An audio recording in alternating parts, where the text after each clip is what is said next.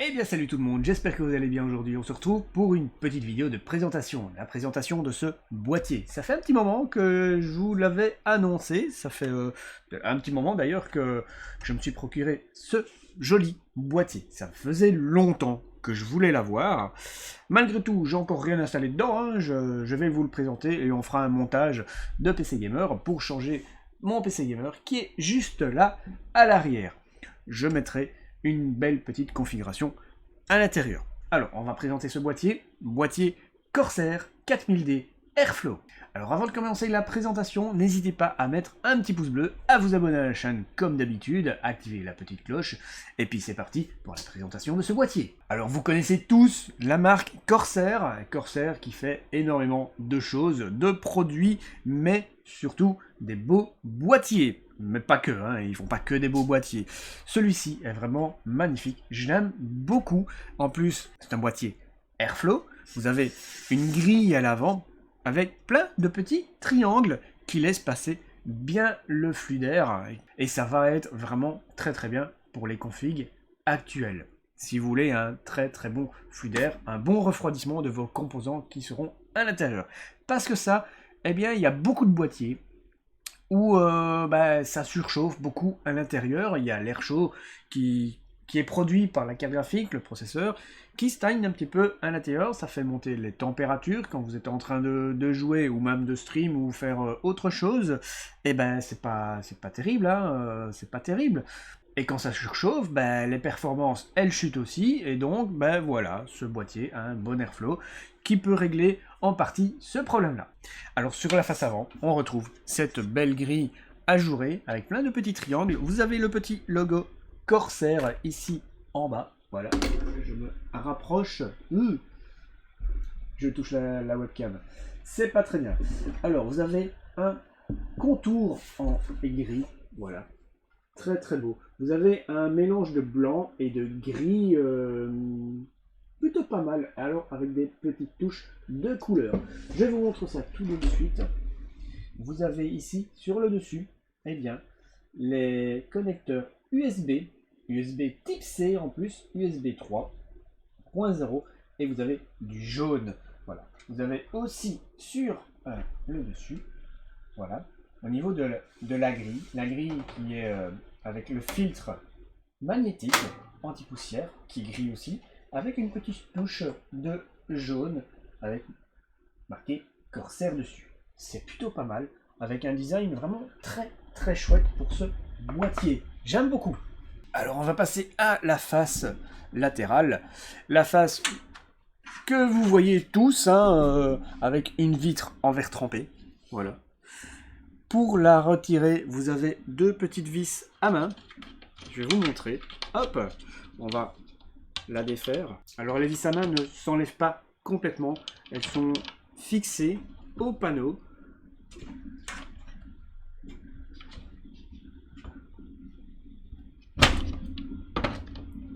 Et puis vous enlevez la vitre comme ceci. Alors très attention parce que le verre trempé ça casse, et si vous le cassez, voilà, ça sera un PC sans vitre. Donc comme je le disais, les vis à main qui restent sur le panneau, avec une petite touche de couleur encore sur ces petites vis. Alors à l'intérieur, on retrouve énormément de place avec des petites fonctionnalités qui sont vraiment très bien. De base, on va retrouver dans ce boîtier deux ventilateurs qui ne sont pas RGB. Si vous voulez du RGB, il va falloir acheter des ventilateurs séparément. Vous avez un ventilateur fixé sur l'avant et un ventilateur fixé sur l'arrière en 120 mm. Alors vous avez ici une grille d'aération, hein, pour laisser passer le flux d'air avec l'alimentation.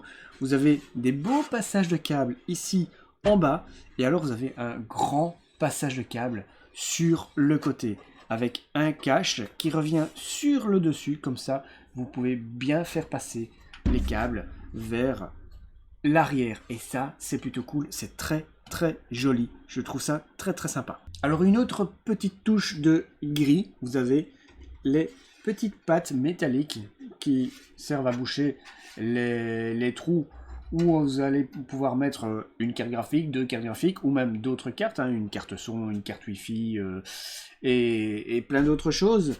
Vous avez cette petite grille qui s'enlève avec une petite vis à main, qui sont grises. Vous avez deux emplacements en vertical, vous pouvez les enlever, vous pouvez mettre votre carte graphique en vertical si vous le souhaitez. Et alors dans le haut, vous avez encore 1, 2, 3 passages de câbles pour passer vos câbles de ventilation, voilà, les câbles CPU ici en haut à gauche, très important, et il y a pas mal de place. Vous n'aurez pas de problème pour passer le câble CPU après avoir fixé la carte mère dans ce boîtier. Ensuite à l'arrière, eh bien, rien de bien trop compliqué, hein, c'est très classique. On retrouve les grilles ici en gris, vous les enlevez, vous mettez votre carte graphique ou autre. Vous avez la grille ici pour le ventilateur arrière. Ici l'emplacement de l'alimentation. Alors je ne vous l'ai pas précisé, mais ici à l'arrière, vous pouvez mettre un ventilateur de 120 mm. Alors au niveau des dimensions des ventilateurs, vous pouvez en mettre 2 220 mm au-dessus, 3 220 mm en façade. Vous pouvez mettre un water cooling de 360 mm en façade. Vous pouvez mettre du 240 au-dessus aussi. Alors au niveau de la taille du ventirad, si vous voulez mettre un ventirad, maximum 170 mm en hauteur, sinon ça passera pas, vous ne pourrez pas fermer la vitre. Pour la carte graphique, un maximum de 360 mm de longueur, ce qui est quand même relativement pas mal, c'est déjà très très grand. Et puis on a le panneau latéral pour accéder à l'arrière du boîtier, là où se trouvera tous les câbles, et puis les disques durs, les SSD et tout ça. Voilà, j'enlève le panneau, je le mets de côté, et on va regarder tout ça. Et c'est plutôt pas mal. Voilà, on a enlevé le panneau latéral arrière. Vous retrouvez deux emplacements pour des SSD, voilà, avec une vis à main, toujours avec une petite touche de couleur, hein, c'est très appréciable. Voilà, on retrouve, évidemment, il n'y a pas le focus parce qu'il fait le focus sur ma tête. Voilà, désolé pour le focus, il veut pas. Alors, on retrouve ici une petite gaine avec des scratchs, avec le petit logo Corsair. Très très bien, parce que comme ça, vous pouvez accrocher tous vos câbles. Vous avez l'emplacement de l'alimentation, vous avez deux emplacements de disques durs qui se trouvent juste ici, et ça, c'est plutôt cool. Voilà, très classique hein, pour l'arrière, mais très très bien agencé. Avec ces petits scratchs pour attacher les câbles, c'est vraiment pas mal. Vous avez d'autres petites accroches hein, que vous allez pouvoir accrocher vos câbles avec des serre-câbles tout simplement. Et vous avez ici sur le côté, je vous montre un petit peu mieux, vous avez ici, vous pouvez passer vos câbles vers l'arrière, vers la carte mère, vers la carte graphique, ainsi de suite. C'est plutôt pas mal, c'est très très bien fini. C'est un très très beau boîtier.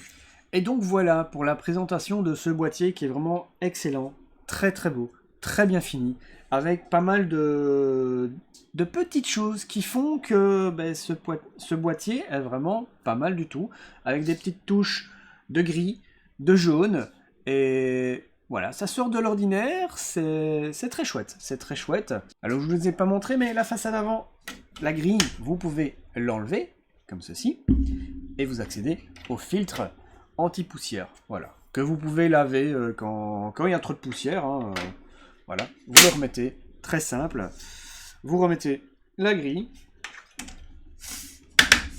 Il y a déjà eu des boîtiers bien plus compliqués que ça pour démonter la grille, voilà, c'est franchement très très simple d'utilisation, plutôt pas mal. Une autre chose que je vous ai pas montré, j'ai oublié, il y a tellement de choses sur ce boîtier. Alors sur le dessous, ici, voilà, vous avez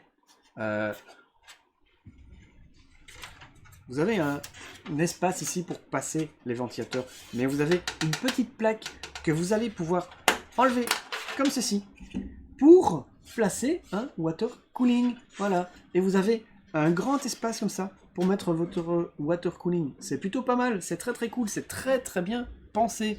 Franchement, il fallait y penser et c'est plutôt pas mal. Vous n'avez pas besoin de vis, ça s'enlève tout simplement, ça se clipse, ça se déclipse. Bravo, bravo Corsair, très très beau boîtier.